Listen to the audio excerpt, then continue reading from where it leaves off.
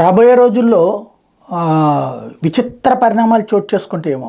పాకిస్తాన్ వాళ్ళ దగ్గరికి తీసుకెళ్ళినేమో ఢిల్లీని కలిపేసేయడం, బెంగాల్ని కలిపి బంగ్లాదేశ్ని తీసుకెళ్ళి బెంగాల్లోనూ, లేకపోతే కనుక ఢిల్లీని తీసుకెళ్ళి పాకిస్తాన్లో కలిపేసి చైనా వాళ్ళ దగ్గరికి తమిళనాడు ఏమైనా జాయిన్ అయిపోతుందేమో. తమిళనాడు, కర్ణాటక తెలియదు, కర్ణాటక లేకపోతే పాకిస్తాన్లో కలుపుతారేమో తెలియదు.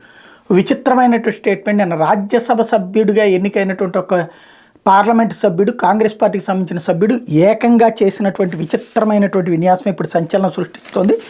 కర్ణాటకలో జరిగిన రాజ్యసభ ఎన్నికల్లో కాంగ్రెస్ అభ్యర్థి సయ్యద్ నసీర్ హుస్సేన్ గెలుపొందిన తర్వాత ఆయన అనుచరులు పాకిస్తాన్కు అనుకూలంగా నినాదాలు చేయడం మీద రాష్ట్ర అసెంబ్లీ బుధవారం అట్టుడికిపోయింది. విపక్ష బీజేపీ సభ్యుల ఆందోళనతో సభను పలుమార్లు వాయిదా వేయాల్సి వచ్చింది.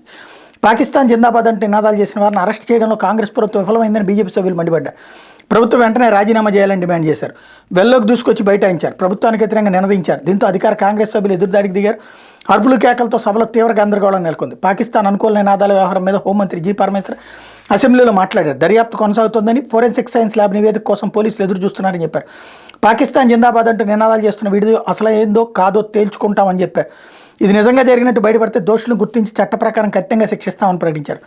మంగళవారం రాజ్యసభ ఎన్నికల ఫలితాలు వెలువడిన తర్వాత సయ్యద్ నసీర్ హుస్సేన్ గెలిచిన తర్వాత ఆయన అనుచరులు పాకిస్తాన్ మద్దతుగా నినాదాలు చేశారంటూ బయటకు వచ్చినటువంటి వీడియో మీద ఈ కథ నడుస్తోంది.